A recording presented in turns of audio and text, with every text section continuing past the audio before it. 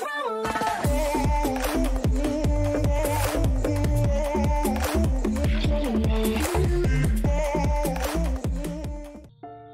terbaru Kimetsu no Yaiba akan segera dimulai. Namun sebelum itu akan ada original TV Kimetsu no Yaiba Arc Mugen Resa yang akan dirilis. Dan di video kali ini kita akan membahas alur cerita Kimetsu no Yaiba original TV Arc Mugen Resa episode pertama. So langsung saja kita mulai ke pembahasan. Let's check it out. Cerita berawal di kereta yang ditumpangi oleh Tanjiro and the gang. Tanjiro saat ini diharuskan mencari Rengoku Kyojuro, pilar api. Rengoku seharusnya sudah berada di kereta ini. Zenitsu menanyakan kepada Tanjiro apakah Tanjiro tahu wajah dari Rengoku. Namun Tanjiro tidak mengingatnya. Padahal Tanjiro pernah bertemu Rengoku sebelumnya. Tanjiro hanya mengingat bagaimana rambut dari Rengoku yang acak-acakan dan juga bau dari Rengoku. Dan ketika Tanjiro merasakan bau dari Rengoku yang semakin dekat, terdengar suara umai. Suara orang yang mengatakan umai atau enak sangat keras dan tak berhenti. Dan ternyata orang itu adalah Rengoku Kyojuro. Akhirnya Tanjiro yang bertemu dengan Rengoku mulai berbicara berdua dengan Rengoku mengenai masalahnya. Tanjiro di anime Kimetsu no Yaiba season pertama sedang mencari tahu mengenai pernafasan dari ayahnya, yang Tanjiro kira itu adalah pernapasan api, sama dengan Rengoku. Jadi saat ini Tanjiro ingin menanyakannya kepada Rengoku. Apakah Rengoku pernah mendengar mengenai teknik Hinokami Kagura yang digunakan oleh ayah Tanjiro? Namun Rengoku baru kali ini mendengar teknik tersebut dan malah memuji ayah Tanjiro yang bisa mengaplikasikan tarian untuk bertarung. Rengoku tak bisa membantu Tanjiro, malahan Rengoku mengajak Tanjiro untuk menjadi Suguko dari Rengoku. Jika kalian tidak tahu, Suguko merupakan murid dan penerus dari sang pilar, dan biasanya Suguko menggunakan teknik pernapasan yang sama dengan sang pilar. Seperti halnya Suyuri Kanao yang merupakan Suguko dari pilar Shinobu Kosho. Rengoku kemudian menjelaskan mengenai teknik pernapasan dan para pilar atau Hashira. Dari dulu, pengguna pernapasan api dan air selalu menjadi pilar. Api, air, angin, batu, dan petir adalah teknik dasar dari pernapasan. Dan teknik lainnya adalah cabang dari teknik dasar, seperti kabut yang merupakan turunan dari angin. Rengoku kemudian juga menjelaskan bagaimana dengan katana yang mereka gunakan memiliki warna masing-masing. Dari pernapasan api yang katananya berwarna merah, lalu air yang berwarna biru, petir berwarna kuning, batu berwarna abu-abu, angin hijau, kabut putih, dan lainnya. Dan ketika Rengoku menanyakan apa warna katana Tanjiro, Rengoku merasa Tanjiro akan sulit karena warnanya adalah hitam. Rengoku sampai saat ini belum pernah melihat seorang pilar memakai katana berwarna hitam. Dan Rengoku mendengar bahwa orang yang menggunakan katana hitam tidak tahu dasar mana yang harus mereka kuasai, tidak seperti yang warnanya sesuai dengan teknik pernapasan normalnya. Namun Rengoku akan melatih Tanjiro di rumahnya nanti, jadi Tanjiro tidak perlu khawatir.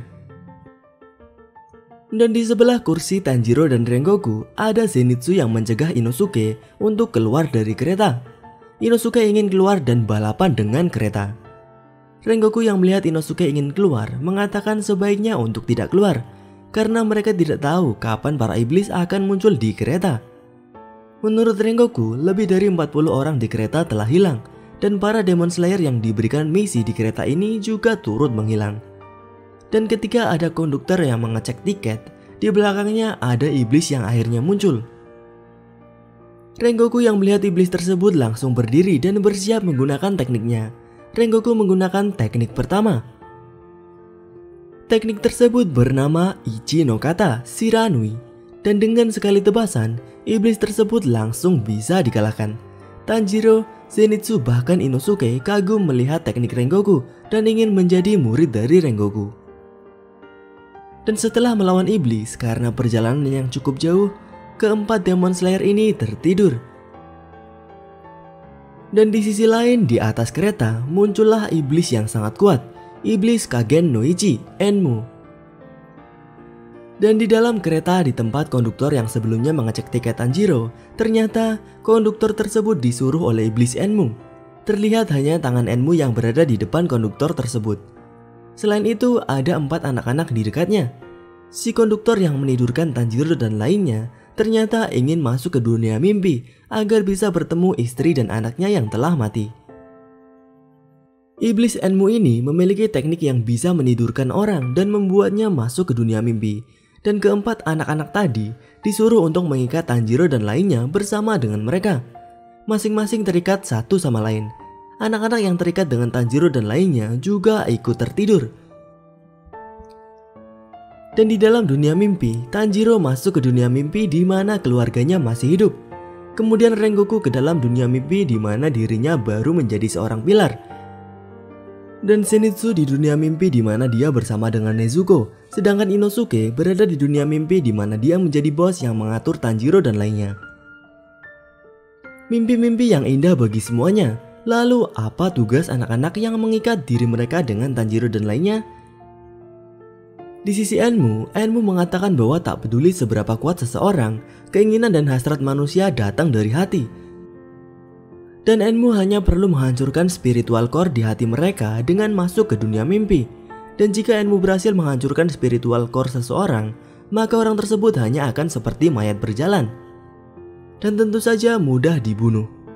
Dan 4 anak-anak yang diperintah Enmu mengikat dengan tali adalah agar anak-anak tersebut bisa masuk ke dunia mimpi Tanjiro dan lainnya dan bisa menghancurkan spiritual core Tanjiro dari dalam dunia mimpi.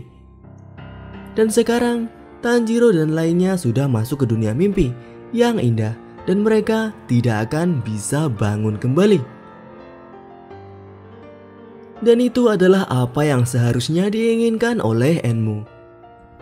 Nah, itulah bagaimana alur cerita Kimetsu no Yaiba Mugen Resshahen Original TV episode pertama. Benar-benar awal arc yang mendebarkan. Dengan diketahuinya kekuatan Enmu yang sangat unik ini, kita akan dibawa ke cerita dunia mimpi para Demon Slayer. Bagaimana menurut kalian? Tuliskan pendapat kalian di kolom komentar. Itu saja pembahasan kali ini. Jika kalian ingin pembahasan mengenai Kimetsu no Yaiba selanjutnya, tuliskan pembahasan seperti apa yang kalian inginkan di kolom komentar. Dan mungkin akan kita bahas di video selanjutnya. Klik like jika kalian menyukai pembahasan kali ini dan klik dislike jika tidak menyukainya.